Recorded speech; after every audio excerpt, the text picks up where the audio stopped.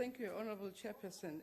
Today I have a reason to keep to my notes because I listened carefully when Honorable Maina wasted 13 minutes to use the opportunity to address the masses on key important issues that related to the economic growth from 0.3% to 1%. And I'm going to give an illustration before I go to my notes. One, Honorable Maina is worried about the imposition of marginal tax on the top bracket earners. Who are those people? The rich. Who are they protecting? The rich. Honorable David Maina is worried about corporate income tax. Who owns business in South Africa? The rich, the white. Thirdly, Honorable Maina wants us to dispose of strategic assets, Telkom included, because why?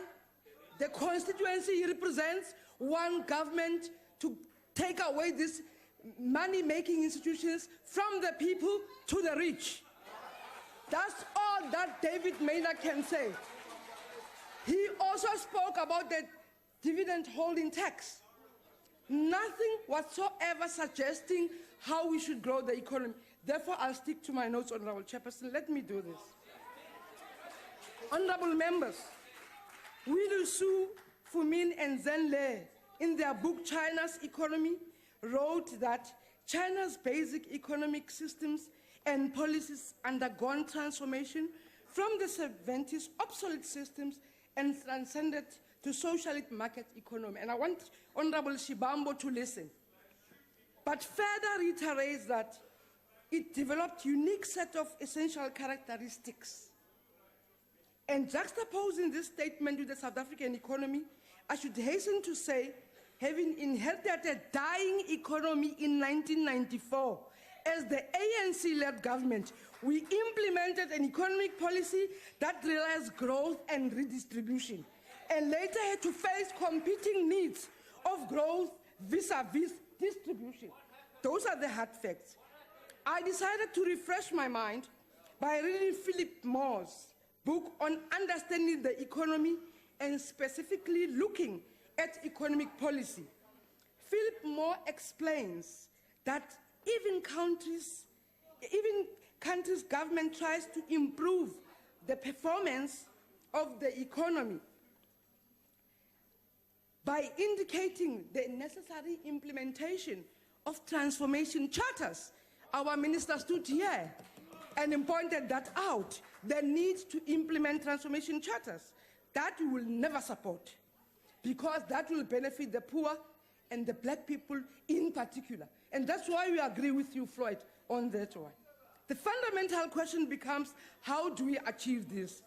Do we take shortcuts? I then decided again to source an answer from the Chinese model.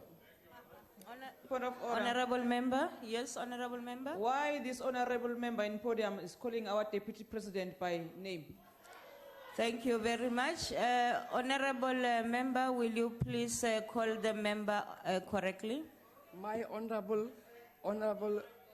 Floyd Shibambo. Thank you very much. Continue. I apologize. Chair, did I save my minutes? Did I save? No, the clock is stagnant now, waiting for you to continue. I then decided again to source an answer from the Chinese model again, from these two writers, that through a mixed ownership structure dominated by public ownership is the answer to growth and distribution. They explain that after 1949, China entered a neo-democratic economic society consisting of 5 economic sectors, namely socialist state-operated economy, semi-socialist cooperative economy, individual economy of farmers and handicraftsmen, private capitalist economy, state capitalist economy.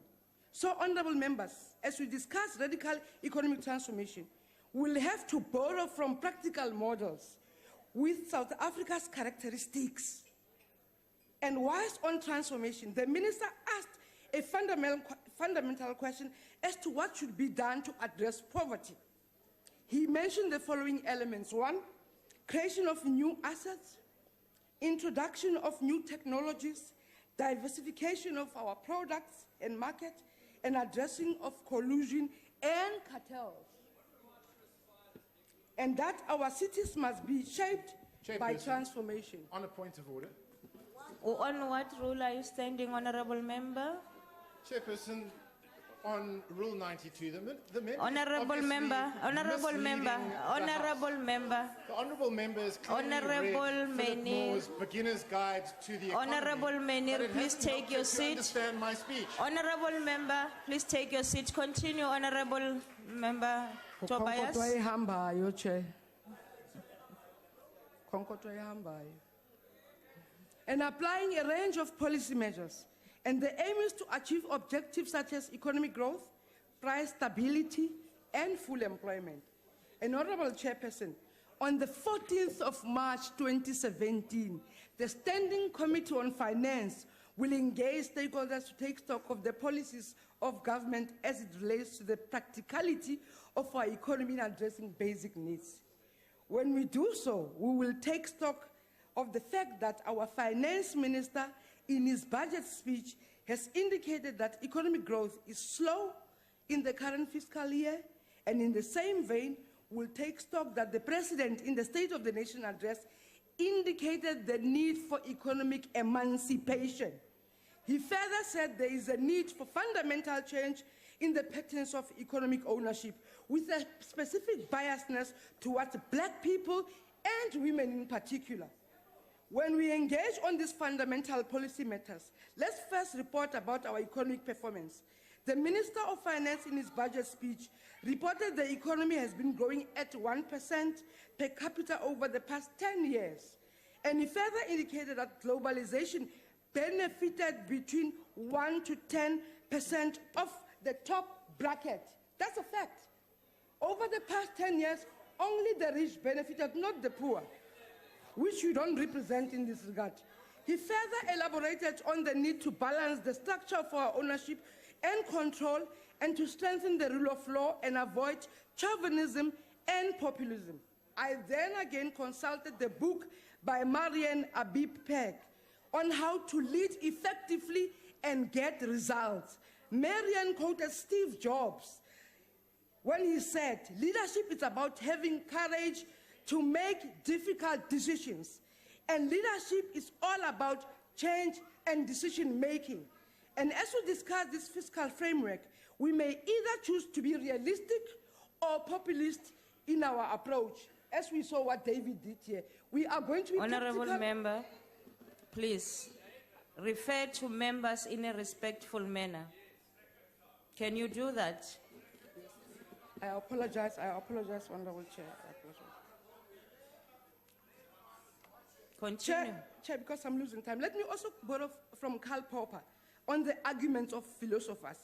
In the chapter on reason and society, he says, and I quote, we may choose some form of irrationalism, even some radical or comprehensive form, but you are also free to choose a critical form of rationalism, one which frankly admits its origins in an irrational decision, like we had now, and which that is extremely and admits certain priority of irrationalism.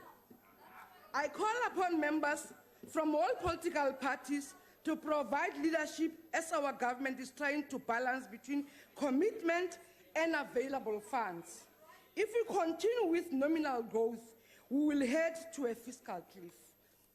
We also need to address the challenge of contingent liabilities. Our economic growth was revised downward. The fiscal space is becoming lesser. Manufacturers' goods has fallen. We need to avoid a fiscal drag. Some will waste their time on forecasting and net borrowing patterns like we hear now. We need to be sensitive in our analysis, and we need to do policy forecasting. We also need to urge government departments to achieve their targets. Policy shifts should be introduced through a phased-in approach, and we need to benchmark for a higher economic trajectory. Honourable members, as I conclude, let me remind you of the following. As the Minister said, we need to reform social structures. perpetuating poverty. We need to boost investment, land distribution and transformation, and increase production and invest in sectors that create jobs. Again, let me remind you that leadership is the courage to take stock of practical conditions on the ground. The soil is fertile for transformation. We need to be... Thank you very much. Your time has now expired. Honorable Shilembe.